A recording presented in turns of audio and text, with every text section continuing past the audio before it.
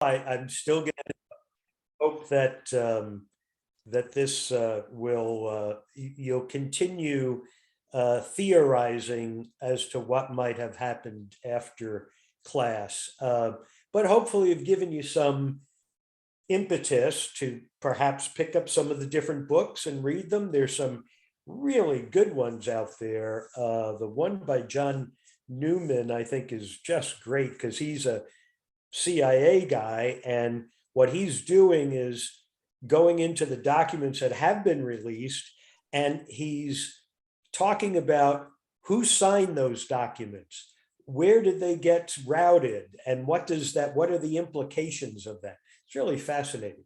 Anyway, today I just have a few videos I want to show you, and then I want to talk a little bit about the hypothetical where an assassination team or an investigative team or a security team, and then really save a lot of time for you to discuss your thoughts and observations about the Kennedy assassination.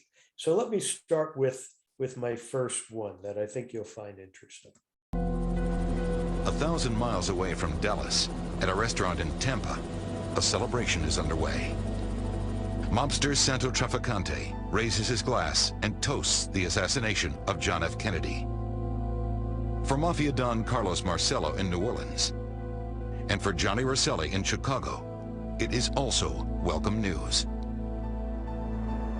The president's death marks the end of Bobby Kennedy's crusade against them, a relentless campaign that resulted in 12 times more cases brought against organized crime than ever before. As Carlos Marcello explained it, if you cut off the tail of the dog, kill Bobby Kennedy, the head of the dog, JFK, will turn around and bite you. However, if you cut off the head of the dog, you kill JFK, the tail of the dog stops wagging on its own. Whispers of a mafia hit on the president begin to circulate almost immediately. The mob's hatred of the Kennedy family is no secret. We have organized crime and some big gangsters and hoodlums. The strongest motive for murder is self-defense. And in the case of the Mafia, I'm sure they viewed this as self-defense.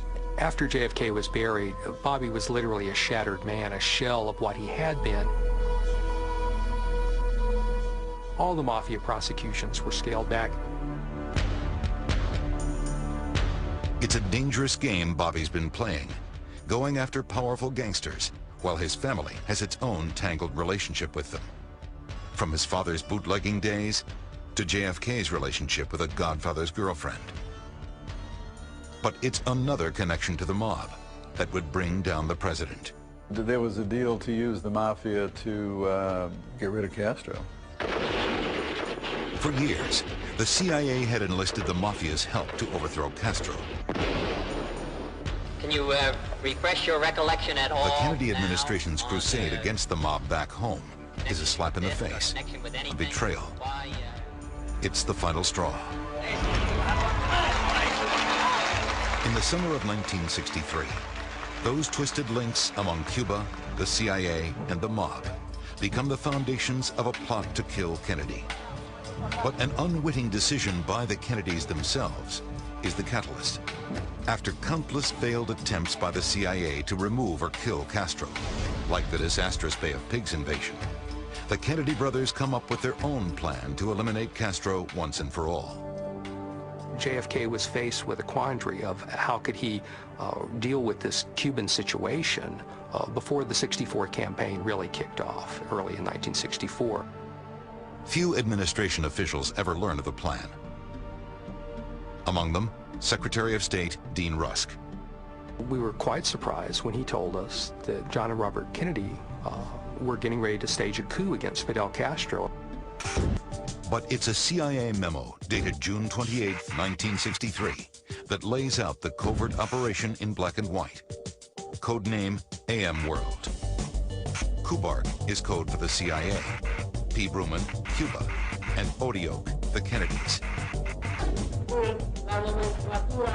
They echo the wording of Mission Impossible, the old TV show from the 60s, where the government says these groups have to be based outside the continental United States, but that if the United States is ever charged with complicity, the United States will publicly deny any knowledge of these folks' operations. This once top-secret CIA document reveals the date of the scheduled coup, December 1st, 1963. It's only months away. Bobby Kennedy takes great pains to keep the president from being directly connected to AM World. Bobby himself meets with Cuban exile leaders to plan the overthrow. This was something that was being very tightly controlled by Bobby. He was trying to run it in a way that it wouldn't become an open secret like the Bay of Pigs Head. There's little doubt that Bobby's running the show. But what Bobby doesn't realize is that AM World isn't the only show in town. Even as the CIA assigns operatives to the Kennedy's coup plan. Unknown to the brothers, the agency is still secretly working with the Mafia to kill Castro. These plots, of course, range from the sublime to the ridiculous, like exploding cigars and depilatories and everything else. But then there were also some serious consideration given to assassination attempts, etc., etc.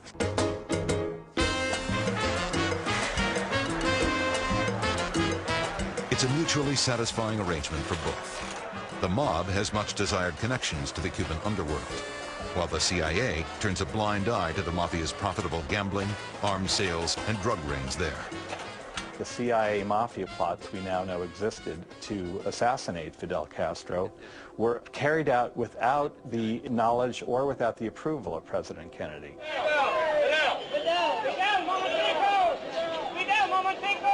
Directing the mob contingent, none other than Santo Trafficante, Johnny Rosselli, and Carlos Marcello. It's only a matter of time before they get wind of the Kennedy coup plan through their CIA contacts. By July 1963, 6 mob associates infiltrate the plan. The CIA has no idea that their Mafia collaborators are now players in the president's covert operation. Waldron and Hartman believe they have uncovered the evidence to prove this chain of events really happened. We even have smoking gun documents from the CIA that clearly show where a key Cuban exile leader, in this case Tony Verona, was paid $200,000 by Rosselli's Chicago Mafia in the summer of 1963. But the Mafia realizes it's in prime position for something no one dared consider before. Under the protection of the CIA, in the shadows of a secret coup plan, a presidential assassination plot is born. It appears as though something has happened in the motorcade route. Hartman Hospital has been advised to stand by for a severe gunshot wound. One bullet.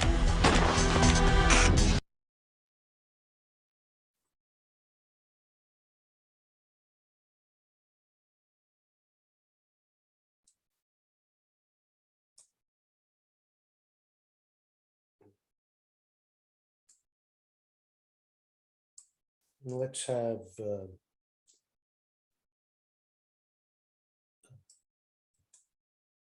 another look here.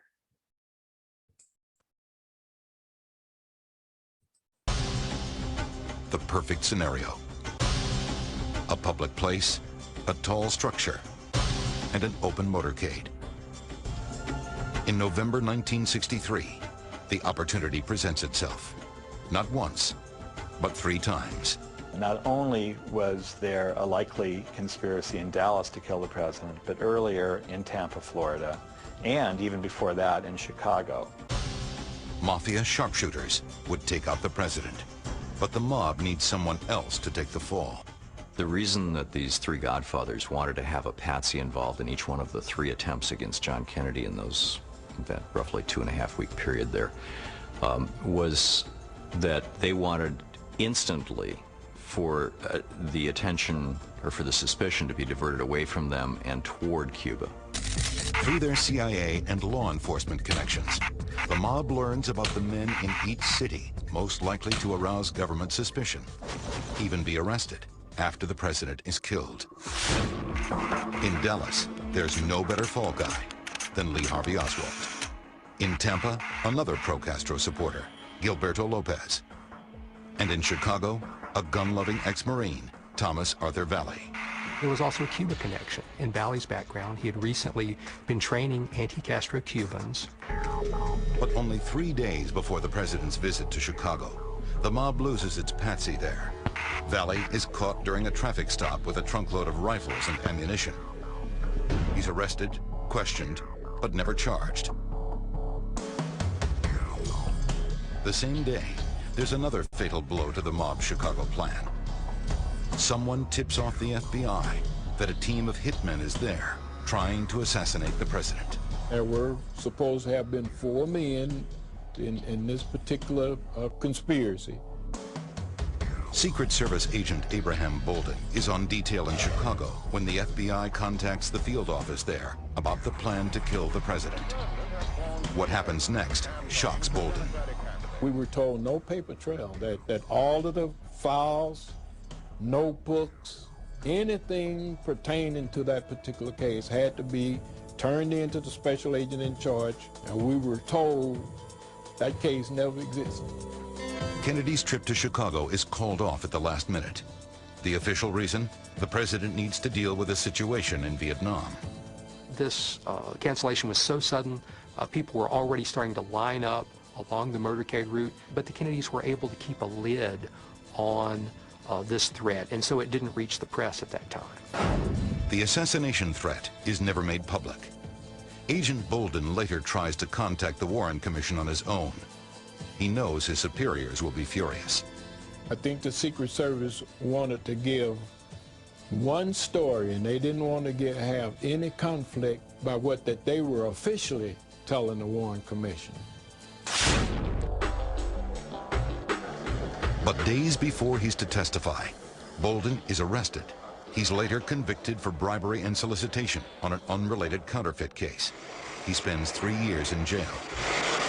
We've gathered a fairly abundant collection of evidence that Bolden was framed, and here's a guy who was really one of the people doing a great noble job and thought he had information that was really going to help, and for this, his life is destroyed. Why isn't there any mention of this Chicago assassination attempt in the Warren Commission report? It does show how secret those attempts were, and that the secrecy surrounding those attempts were linked to national security concerns related to the coup plan.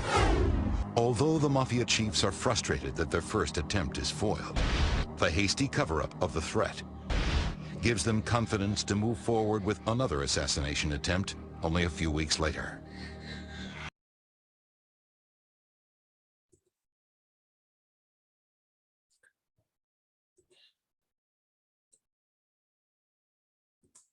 And one more time, I want us to hear from doctors at the doctor at Parkland. So I quickly went in and sat down just before they rolled that film. And as we sat there, we saw the motorcade turning off onto Elm Street and coming down toward the triple underpass and coming down slowly toward that. And as he approached the triple underpass, he was all of a sudden, earlier, was hit in the back, and he raised his hands to his neck like that. And I think that's when the first bullet that hit him came in the back and came out his neck, and his hands went to his neck. And then the motorcade slowly moved down toward the triple underpass, and as they got, a moment or two later, Mrs. Kennedy realized that something was wrong, and she leaned over to him as if to say, what's the matter? And as she did that, the bullet struck him in the front, which I think may have very likely been fired from the picket fence in front of the president's motorcade, and caused the fatal wound, blew out the back of his head and the black part of his brain, the back part of his cerebrum and cerebellum. Okay, so come up to this one. Screen. And Okay. So as I mentioned in the beginning, I wanted for you to try to look at this through the eyes of an assassination team, an investigator, or a security person. And I just want to talk about it from the standpoint now of an assassination team. What were our objectives? Our objectives were to kill the target. And secondly, to protect the conspiracy hierarchy, those at the very top. We must protect them. So in doing that, we have to suppress an investigation after the murder. First, we have to perpetrate the murder. Then we have to suppress the investigation. So, and to get, our objective is to get to case closed. Okay. So we put together our plan. We have, I think, 3 shots that hit the president. A shot in the throat. The doctor there says it comes in the back and comes out through the throat. I believe there was an entry through the throat. There are some doctors who say that was an entry wound. I believe he's also shot in the back. And I believe he's shot in the head, the right front. So there's 3 shots that I believe hit them. That's just my belief. And this shows the throat wound from the autopsy photos. Here's the bullet entering the back. And there's the headshot wound. So and again, I mentioned to get a triangulation from the back, from the front, from the side, that you have shooters in those positions set in place where you can perpetrate an ambush. Dealey Plaza is the only place where that can happen, and 3 shots hit him. And so we also want now to disrupt an investigation, if not to bring it to a very prompt closure. First, we want to leverage the pressure that we know will be on the police to make an arrest. We know they will be under the gun to have someone quickly, so they show that they have control over Dallas. So we introduced chaos into it by killing Officer Tippit, and that did cause a great deal of chaos. We also provided a suspected shooter, including evidence that would implicate that shooter, that evidence being an easily found weapon, a receipt for the weapon in possession of Lee Harvey Oswald at his boarding house, a photo of him with the weapon. These are all very convenient pieces of evidence. We also get a palm print on the weapon. Not when we first dust the weapon after we find it, but after the suspect is dead and he's in a funeral home and the police pay a visit to the funeral home. Then we get a palm print. So we have provided implicating evidence for that to happen. Our next objective is that that suspect get killed promptly. And he is 2 days later in what is clearly what would be defined as an organized crime hit. We then want the person who kills the suspect to get killed. And Jack Ruby isn't immediately dispatched, but he eventually is. And so we then get the police to quickly declare the case closed. The FBI takes over the investigation, takes all the investigative files away from the Dallas police and the Dallas sheriff, and it all gets housed under the FBI. And within 2 weeks, the FBI declares that the case is closed. And that is followed up by the Warren Commission, which then validates it. Okay.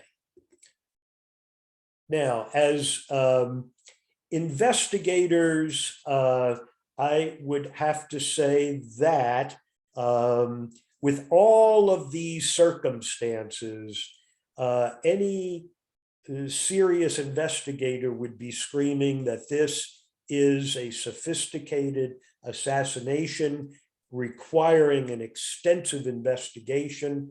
However, we have that the president has said this could lead to war. We need to bring it to, we don't want to get into a nuclear war, so we need to get it concluded. We know who perpetrated the crime.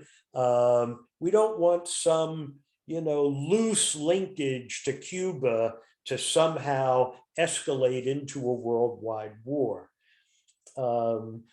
My argument as an investigator would be, well, if there was a link with Cuba, should we not discern that so that, because that would be an act of war against our country. We can't allow a foreign government to simply kill the head of state and we do nothing about it because we're afraid of having to confront someone. That wouldn't make sense.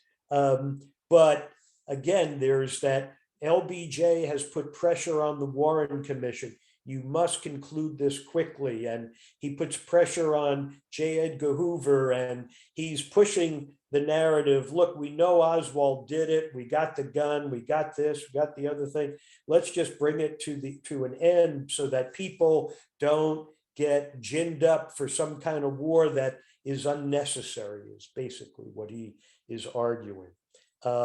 I, however, think if you're a serious investigator, you would have to have made a very strenuous case to say that closing this case would be a miscarriage of justice. Of course, the FBI at that time was very much marching to the drum of J. Edgar Hoover, and whatever Hoops wanted, they were dedicated to delivering what the boss wanted. On the Secret Service side, the guy who was Clint Hill, the guy who headed the protection detail for Kennedy, he has recently authored a book. He was hosted at the Carter Center for a presentation of his book, and he was introduced as a hero. I'm sorry, I can't, he's not a hero. He was incompetent.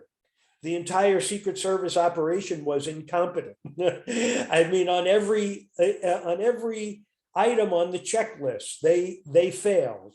And that really it was shameful what they did in providing protection for Kennedy. So with that, George, we can now open up for discussion and whatever people thoughts they may have or comments they wish to make about the whole Kennedy ordeal. Okay, and as always, we'll use the raise the hand function. Eileen put a note in chat, Sal. She'd like to know the name of the book you recommended on the assassination. Yeah, okay, I'll have to dig that up, right? I'll dig it up. That was John Newman. I can't remember the name of his book right now, but it's in the bibliography. And yeah, it's in the bibliography. John Newman. And let's turn our videos back on, especially if you'll be making a comment or asking a question. Well, actually, we should go by each person. Each person has to make a comment or something about. Okay, Tina's ready to start. Yeah. Sal, it said in that one clip that Bobby Kennedy and John Kennedy probably did not know about the conspiracy that the CIA was doing. what about the head of the CIA? What do historians think? I mean, did he know about both the assassination plot and the Kennedy plot to assassinate Castro? I mean, where was he in all of this? Well, I don't know. I can't say, authoritatively that he knew, but I cannot imagine a scenario where he would not have known. Mind you, Alan Dulles has been fired at this point, so he's no longer the head of the CIA. I think it was McCloy was head, or I can't remember who came in right after.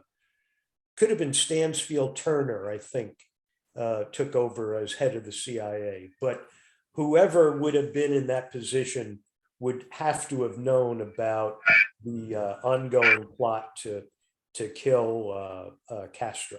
And Bobby was really trying to insulate Jack Kennedy from being exposed if in fact this plot was exposed. But I have to believe Jack Kennedy was certainly cognizant of what was going on there. Yeah. Susan? Hey, listen, your class and taking us through this process of investigative work has caused me to never read a mystery or a crime novel in the same way, because it's like part of my analytic side is going crazy now, as well as the other side that is the pure creative and looking at the way the writer has put it all together. But you've changed our lives, my life forever. Thank you very much in reading. Well, thanks. Well, it's, it is conceptually, it's difficult for people to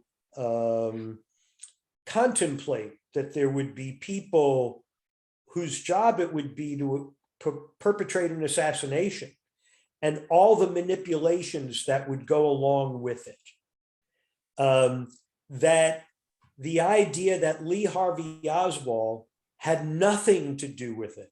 Mind you, again, if I was organizing it, the person I handed over as a suspect would have no knowledge for a very good reason that if he had any knowledge, he could give it up.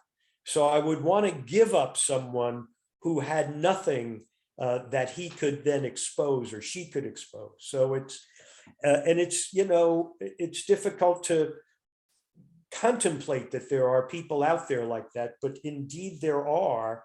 And if you look at the assassinations that have been perpetrated, the governments that have been overthrown, etc., they all involve very sophisticated plots to do it. So thanks. Anyway, I hope you enjoyed it. Well, it's changed me. Thank you. Claire? In view of our advanced technology, drones and so on, is it really possible to prevent this type of various assassinations and such? A great question, Claire.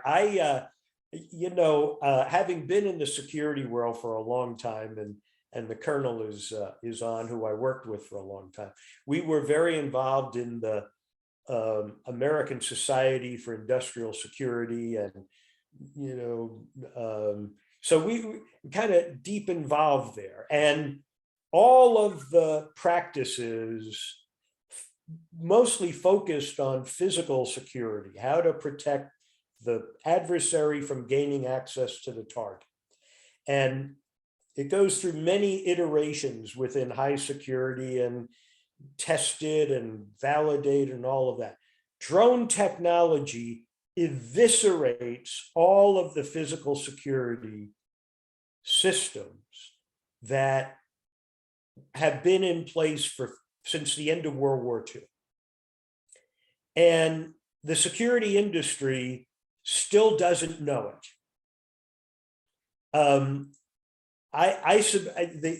They have a conference every year, and I submitted a paper this past year to do a paper about how drone technology eviscerates all physical security systems. Because right now, you can take a thing that is the size of a fly, and it can fly right up to your head and fire a bullet and kill you. There's demonstrations of it on YouTube. I mean, so all there's nothing that would detect it. There's no way to defend against it. For the security industry, it went right over. Basically, now we don't even know what you're talking about. So they didn't accept my paper. But that's it. You're exactly right. It is the drone technology now. We are terribly susceptible.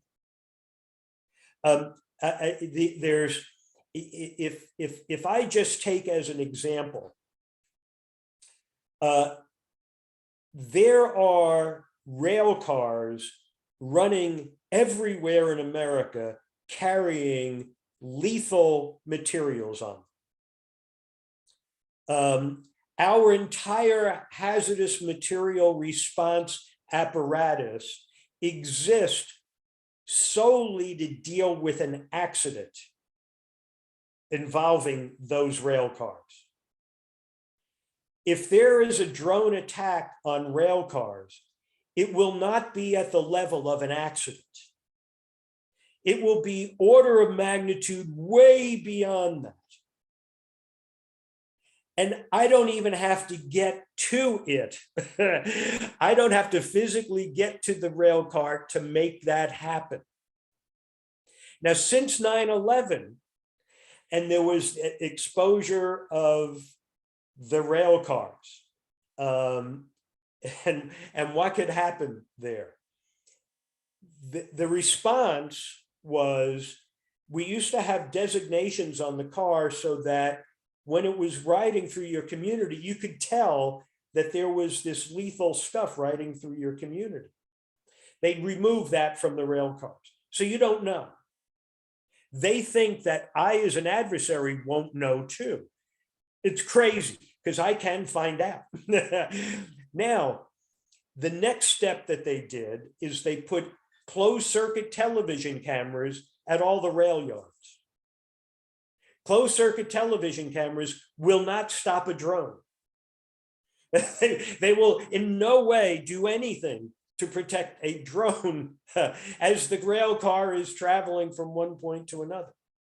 If you want to be terrified, take a drive over to the Georgia World Congress Center and look at all the rail yard behind it.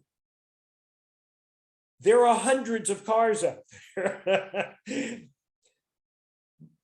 Most of them carrying rather horrible stuff. It would destroy the city of Atlanta. So you're right.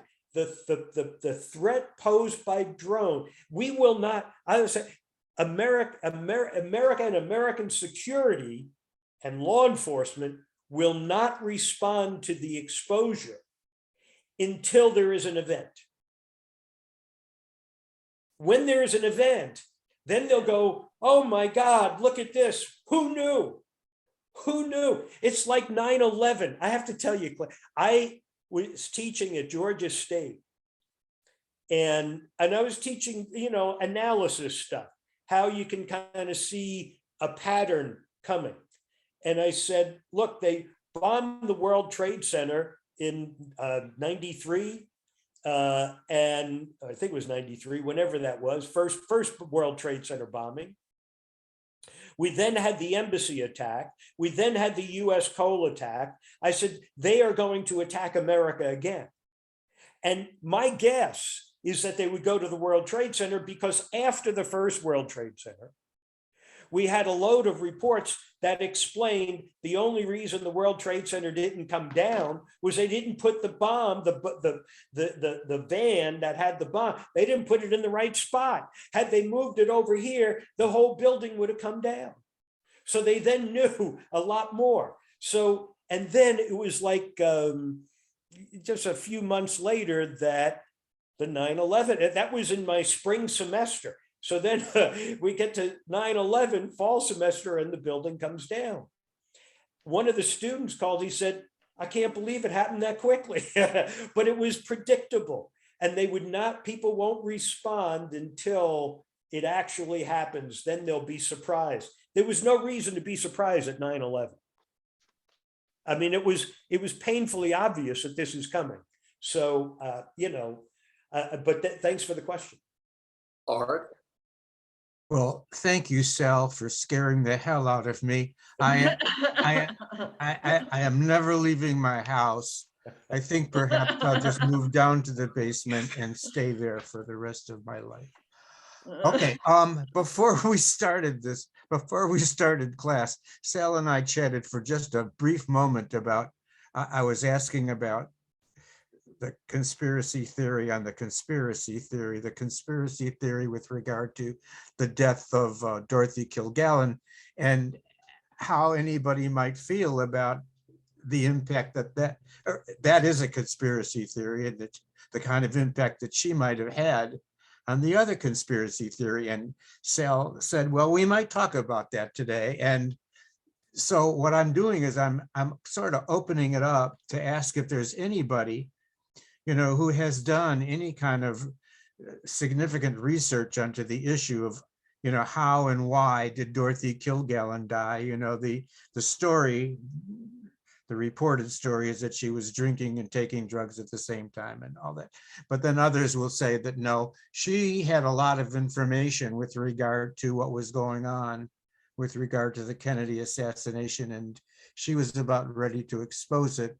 And even some reports said that the FBI went into her apartment and took all of her papers. So I'm wondering if anybody knows anything more than what I don't know about what they've heard about the death of Dorothy Kilgallen and the involvement in what she knew or didn't know about the Kennedy assassination. Does anybody have any information on that? If you raise your hand, we'll preempt everybody else. No. Anybody know anything at all? Nobody even cares. Well, what's my line? I don't know. I just all right. I guess I'm just going to go look and see what I can find and report back next year. Well, though, just to add to that, there's one author who did a book only about the people who either witnessed the assassination or had anything to do with the assassination, who wound up dead. Yeah, he has a whole book just about them. Right, and she was the big one. She was the big one. But there were other people that had other, perhaps less important or less impactful information about that yes, ended up dead. Yeah. Who knows? Nobody. Robert? Yeah. The shadow knows. Excuse me if I sound stupid, but I didn't hear every bit of your talks. But the points I'd like to ask you are two things. You implicated the Mafia, I think, with Ruby's participation. I got that. And then you just mentioned Cuba, and I got that. Now, what did the Mafia have against Kennedy? Is that a naive question? No. It's a good question. There's, number one, Bobby Kennedy as Attorney General, and actually before he was Attorney General, he was counsel to a Senate investigative committee that was investigating the Mafia. This is before Jack was elected. And so he was very aggressive. And in fact, they had the investigation eventually led to Carlos Marcello being deported. Carlos was really mad about that. And then Jack gets elected. He appoints Bobby as Attorney General, and Bobby is rattling the cage of organized crime. So organized crime is very angry with the Kennedys. The Bay of Pigs invasion that was crafted under Eisenhower, under the guidance of Richard Nixon, was something that the Mafia very much wanted to happen. Before Castro came to power, Batista was the head of government, and Batista was a corrupt, leader. The Mafia basically owned Havana. They had gambling, prostitution. They were making a fortune out of Havana. And when Lucky Luciano was deported from America, he was the head of organized crime, World War I, World War II, peak time period. He gets deported to Italy. They throw him out. And Meyer Lansky negotiates a deal to let him leave Italy and go to Havana. So, I mean, Havana was very important to organized crime. By the way, they're going to have the anniversary of the Godfather series. I think it starts this weekend. It'll be in theaters, so you can watch it on the full screen. If you watch The Godfather, you'll see, I think it's in Godfather 2, where they highlight Cuba and the overthrow of the government of Batista and Castro coming into power and organized crime losing much of its interest there. So when it came to the Bay of Pigs, they were very much in support of it because they thought it might return them to power in Cuba. And it was John Kennedy who, he gets elected in a very narrow election. He defeats Nixon. So he comes into power. He's not connected to the Bay of Pigs planning as Richard Nixon had been. And when he gets presented with the details of the Bay of Pigs, he's really not thrilled with it. But he says, okay, you can still go ahead with it. However, I'm not going to allow US troops to participate in any way, not air support or any kind of support. It has to be the Cubans leading the attack. The premise of the Bay of Pigs invasion was that these exiled Cubans would invade and all the people of Cuba would rise up in support of the insurgency and overthrow the Cuban government. Well, that didn't happen. So it was a failure. And as a result, Allen Dulles got fired. He was the head of the CIA. And so the Mafia was disappointed by the Bay of Pigs. They were angry with the Kennedys over the investigations of organized crime. They were really hated Bobby Kennedy, particularly Carlos hated Bobby because it was Bobby who got him deported. He eventually got back into America, but that whole episode was one that made him very, very angry. So that was it. That was why the mob. But now, could the mob have pulled off an assassination like that and get away with it? I would argue that no. They could operate as a subcontractor to people with the power of government behind them, but they could not have done that unilaterally. I don't think they would not have had that power. Adeline? Thank you first for the class. It's really given me a lot of food for thought. And I don't know if you could say it's enjoyable to talk about an assassination, but it sounds a little bad, but I've really learned a lot. I was, I guess, 12 at the time. So a lot of the things that seem odd are things that I had not heard before. I looked up the guy who followed Allen Dulles was McCone. McCone, that's his name. And anyway, so my question is, JFK had this girlfriend supposedly Judith, somebody that was connected to the mob. Can you talk a little more about that? And did her mobster connect to New Orleans and wherever those other people were? That No, she was friends with the Don out of Detroit. What the heck is his name? Giancana, I think it was Sam Giancana. Yeah. Okay.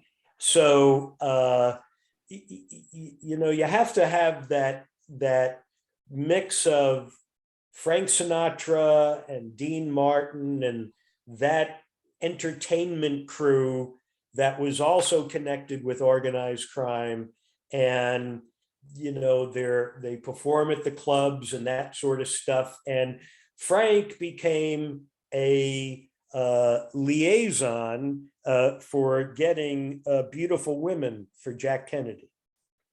I know that it's hard to believe, but it's not. Anyway, so yeah, that's what was going on, and Kennedy winds up having a relationship with a woman who was the girlfriend of Sam Giancana. See, with organized crime, you can mess around with each other's girlfriends and stuff. You can't with the wives. The wife, that's like their code. You never, but girlfriends are fair game, you know. Yeah, I mean, it's weird, but that's the way it is. So yeah, he does. He has an affair with Judith Exner, I believe her name was. That's it. Okay, so that's unconnected. And there's also, because he had serious back problems, and he was taking I guess it was prednisone that would also be somewhat of an aphrodisiac. I guess he was taking some medication that would, you know, make him more sexually active. So Jack, you know, he had some serious sex problems.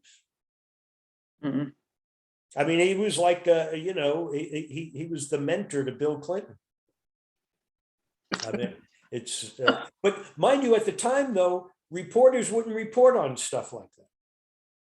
So like Eisenhower had a girlfriend, of course, didn't get reported. FDR had a girlfriend, that wasn't reported. So there's all this stuff that, you know, we really, the exposure of the sex lives doesn't really happen till Gary Hart. Till that campaign when Gary Hart gets exposed. So, and that was a dramatic departure from what was typical of news reporting. Yeah. Margarita? Yes, getting back to the Chicago plot to kill JFK. So both he, the president, and his brother Bobby knew about that planned assassination of him. So I don't get why they didn't make, you know, 200% sure that whatever the path was for his limousine in Dallas would be super, super safe, as you say, from a analytical point of view as to security and opportunities for assassination. And it seems like just the opposite.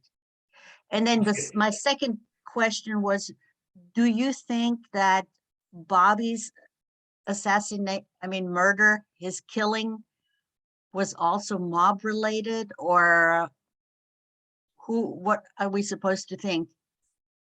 Well, there's first yes, they not only did Jack and Bobby know about the assassination attempts, the Secret Service knew. Right. and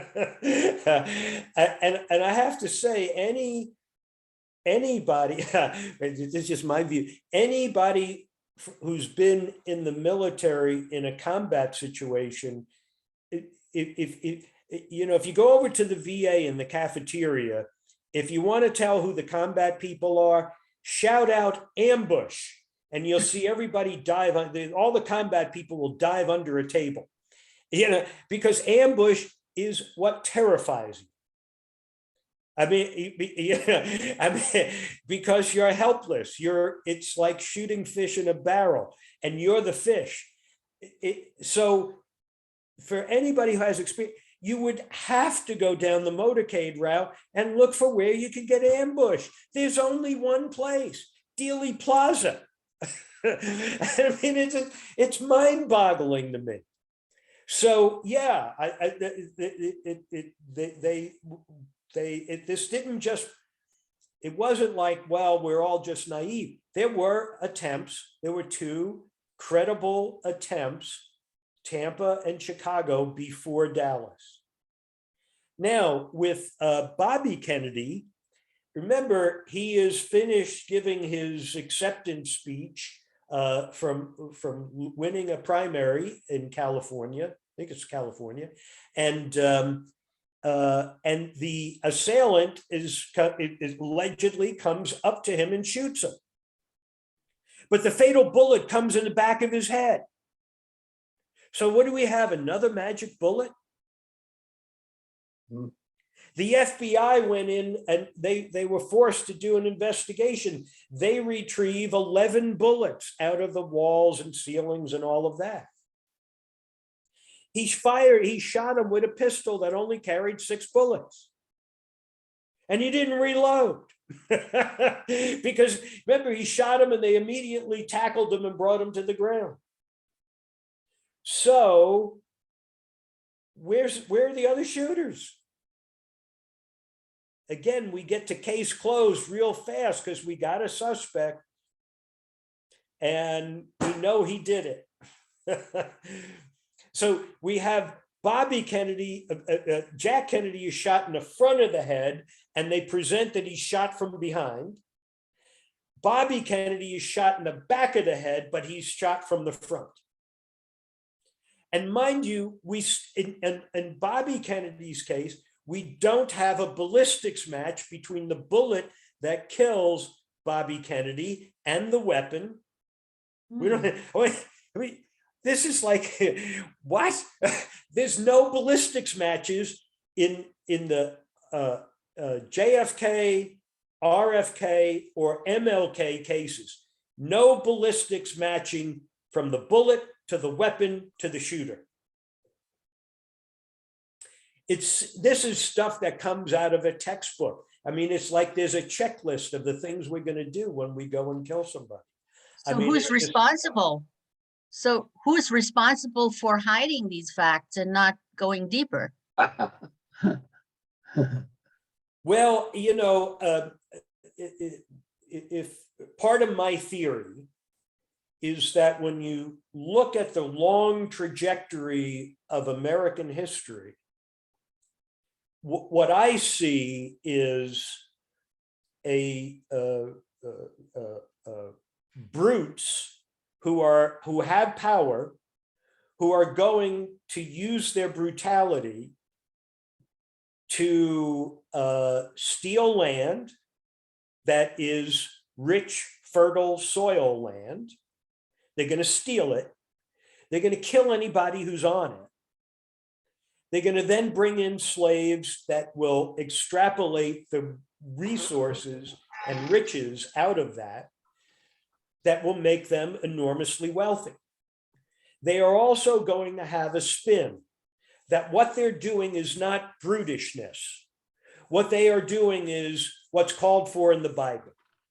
What they're doing is what nature said is the way things should be ordered. What they're doing is we're exerting our superiority over these other people, and we're really taking care of them. And so there's this power force that you don't see every day. It's not government people. It's not the people you elect. The people you elect are employees of the people who hold that kind of power. And they will do anything. They'll do they will rape, murder, enslave, poison the air, poison the water. They will invade other countries. They will perpetrate genocide against millions of people. There is no limit. There is no boundary. And so, and it's hard to believe that we live in a world like that. Believe me, when people say, well, I couldn't teach that to my kids in school, I understand. If I was a kid in school and I learned real American history, it would have terrified me.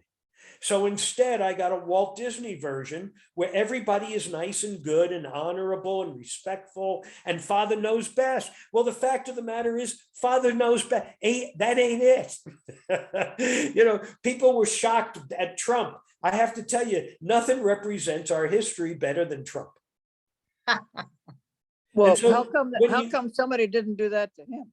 But when you understand that there are forces that are that powerful, and have no moral restraint whatsoever, then anything is possible. And they're not going to be in the public eye. You're not going to see them. We have the hedge fund manager, Stephen A. Cohen, insider trading, big case against him. He goes to the Justice Department and he says, I got a lot more lawyers than you do. I got a lot more money than you do. Do you want to be tied up in court for the next 20 years? Or do you want to just give me a fine? He got a fine. But you'll never see Stephen A. Cohen out there. Now, Stephen A. Cohen will participate in some of the, groups that are funding political actions and that kind of thing. But unless you're reading real deep and learning all, you'll never know his name. So who's behind it? It's, I have suspicions, but again, I don't have evidence to validate it. Tom? Sal, I've been taking some notes, and that's terrible for you, but some comments. On the World Congress Center, you mentioned about the train behind. I was doing a detail with one of the vice president was in with Secret Service.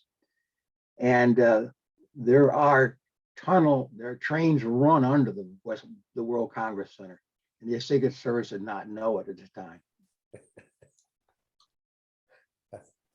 That's one thing. Just so I carry on, I was in the military, as you all know. In 1963, as part of our training, we were practicing to hit the beaches in Cuba. So, to give you an idea. The third thing, you said about that Clinton was a mentor to Trump. And Clinton, not a mentor to Trump, but a mentor to Clinton. Kennedy was a mentor to Clinton. I think Kennedy was a mentor to Trump, not as far as sexual activity is concerned. Now the question, assassinations, assassins. Were any of them further assassinated or killed that you know of? No, and Tom, I would have wanted the names of everybody who died day of, day before, day after, but I would think, because I would think within those names would be people who were connected to that they were, eliminated. But the assassins would have been savvy enough to not be known by the planners, so that they're insulated. They perpetrate, they get out, no one knows who they are. Some of them could be special ops military guys who then get sent back to the Congo and wind up getting killed there. It would be, I would expect that if they knew who they were, they would have killed them. If they didn't, they would have been pretty savvy operators who would be pretty far removed. But I don't know. Yeah. And last question is, what's your thoughts about Johnson's involvement, if any? It's certainly plausible. It's Johnson who plucks Allen Dulles and puts him on the Warren Commission. which I found that very troubling. I mean, Alan Dulles was, gone. He was still kind of hanging on and going to meetings at CIA headquarters and stuff like that. But I thought Johnson was really doing, making a pretty unorthodox action to bring Alan Dulles into the Warren Commission. So it's possible LBJ could have been involved.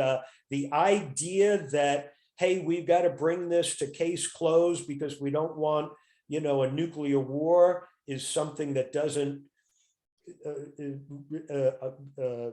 make sense to me. I mean, if in fact a foreign government kills our president, you have to do something. You can't just ignore it. That's an act of war. So I don't know. It's possible, but I haven't seen anything that would connect him to it. But certainly, if I was investigating it, I would want to explore that theory as well. Yeah.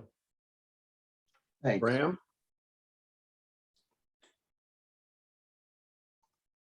I also would like to thank you, Sal, filling in some holes and, big holes in my knowledge of this stuff, which I, didn't look at the time because I was only 10, but I certainly had interest in it over the years. You brought up one of the things I was going to comment on, which was the idea of where the power really lies.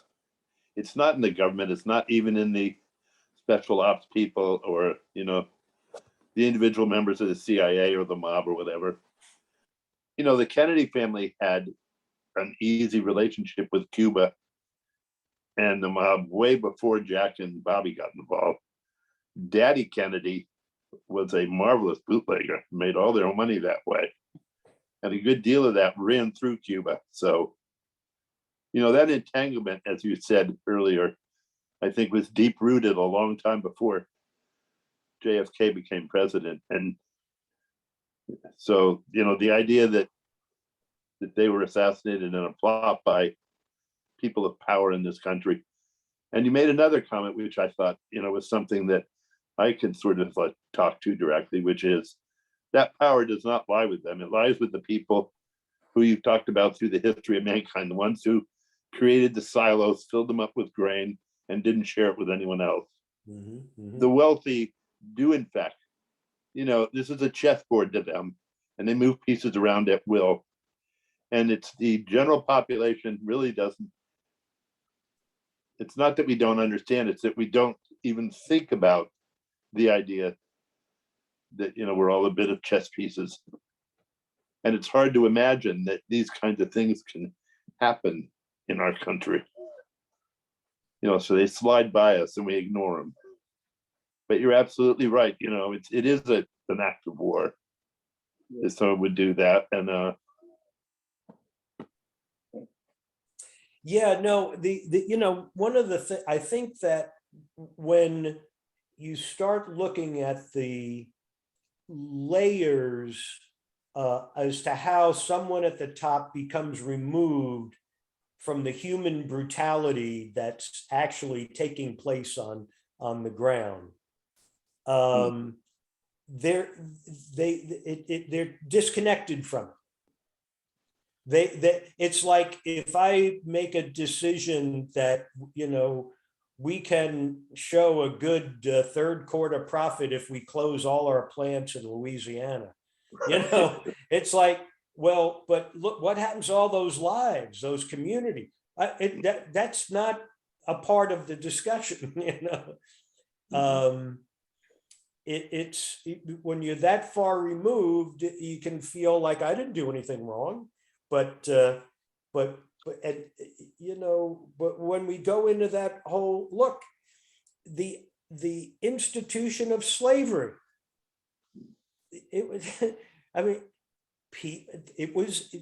this was harsh brutality. There were some slave masters who said, look, the business world is one where we operate slave plantations, and so I I can own a plantation and I can operate it with slaves, but I can do it humanely. There was a guy in Florida who did that. And he was successful. He was very successful. And he helped the people that he had enslaved set aside money to be able to purchase their freedom. The other slave masters hated him. His name was Kingsley down in Florida. And they hated him because it was, wait, you're breaking the mold here. and he was castigated for the things that he did. And he didn't have any runaways. People didn't run away. He gave them off on Sundays. They were allowed to have their own little farms so they could grow more food for themselves and that kind of thing. You know, he said, yeah, I can be a human being at the same time. I don't whip anybody. And so he did well. But so there were accepted, but this was the, 3 standard deviations from the mean. The mean was harsh brutality. And people did that. And you go, well, because that's how I get wealthy. And that's how I get power. What's Putin doing now? Does he need more wealth? Does he need more power? I mean, but he's going to do it. So it's that insatiable greed and power that is the sin that we have to look at. I mean, we get distracted by things like race. I keep saying to people, race is not the problem. If we were all the same color, it wouldn't matter. They'd find something else. It's the greed. It's just a rationalization of justification of inhumanity and brutality. And that's what we have to confront. And if it meant killing a president, no problem. Sally? You want me to? Well, that's Sal, stunning. could I say one more thing? Yes. I don't am mean I to take your unmuted? time, Sally. I just wanted to, Sal made a great point just then, but it isn't just the wealth that's the issue. It's the insatiable greed for power itself. And Alan Dulles is a perfect example of a person who was able to remove himself layer after layer from anything that was going on and retained complete power over it. Perfect example. Okay. Go ahead, Sally. Sorry, Sally. Thank you. Yeah. I've really enjoyed the class. I've learned a lot. And I started out really not sure I wanted to know anything about the Kennedy assassination. So thank you for all that. I do have one question. My favorite suspects before I took your class were the Russians, the communists. Oswald had associations with them. They had the power and the ability to assassinate Kennedy in the same ways that you assert he was assassinated. Did you rule out? Did you go through that theory in studying this, the Russians, the communists, and what were the reasons that you eliminated them? Well, there wasn't, let me say there's very little written about anybody investigating if the Russians had, the Russians could have been implicated in any way. It was difficult for me to envision them taking on that kind of a risk, because that could only go badly for them. Killing Kennedy wasn't going to change the relationship with Russia. It wasn't going to, advance them in some way. I just thought there would be, I couldn't contrive some scenario that would play out to their benefit. If anything, Kennedy was opening a path that would have, ended fighting in Vietnam. He agreed that Laos would be neutral, and that the idea of being neutral in Southeast Asia was one that would have been in their interest. Mind you, the Cold War stuff was draining their resources. Having to support like insurgent movements, like the North Vietnamese, that cost them a lot of money. And mind you, when Nixon comes along and he wants to do détente, Nixon thinks if we do détente, we become friends with the Russians and the Chinese, we can get them to stop support, using the Vietnamese as their puppets. The Russians said, you don't understand. We're not playing the Vietnamese. The Vietnamese are playing us. They are playing China against Russia, and we're both competing to try to make it a sphere of our influence. But we're not, we don't have control over them. If anything, they got control over us. So it was, Kennedy wanted to get out of Vietnam. He wanted to go on to a policy that was going to be neutral through Southeast Asia, Thailand, Cambodia, and just declare them neutral, let them fight out whatever they want, but the superpowers will just stay on the sidelines. So that was all in their interest. When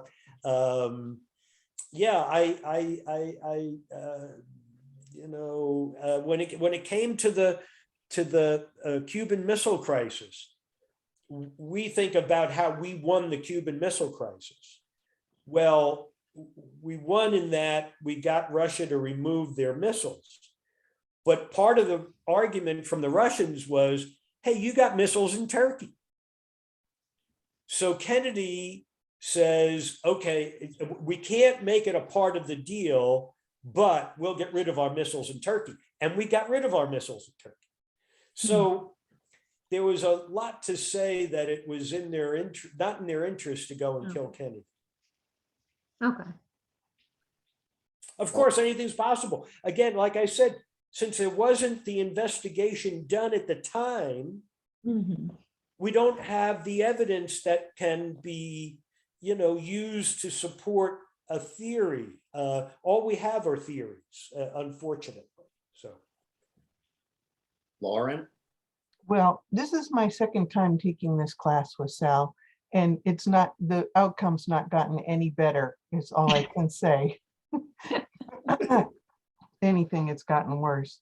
I hate to backtrack, but we've talked about the Secret Service, and in what you have discerned of all of this, would you say that they were incompetent, or were they actually, somebody was in on this? Because it seems to me kind of like the January 6th thing, that it couldn't have all gone down the way it went down just because of incompetence. You have to have somebody that knows which gates to open and which to keep closed to orchestrate the whole thing. And so I really hadn't given it a lot of thought before all of this, but what do you feel like was their involvement in this case?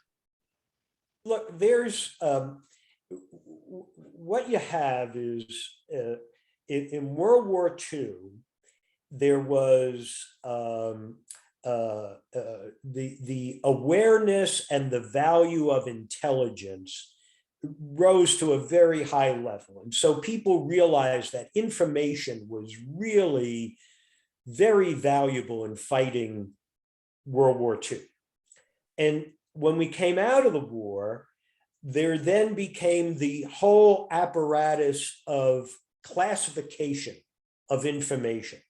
And so this, thing of top secret, secret, and all of that we hear about today really was born post-World War II. It was probably, during the war too, there was some of that, but it really gets its footing then. And it's with that security as an industry starts to emerge. Before that, security was simply a burglar alarm, like from ADT and stuff like that. Banks would have and that sort of stuff. But it was a very unsophisticated world of security, and it is still in its infancy stages. It's not a very sophisticated phenomenon. Many people correlate security with law enforcement, and they're two very different things. Security is about looking at how an event might happen and what kind of security measures can I put out to make an event less likely to occur. How do I prevent an adversary from doing what an adversary does? Law enforcement is what you do after an adversary does what they do. So it's all about investigation and making arrest and bringing down the bad guy. So they're two very different disciplines, but many people have conflated it into one thing.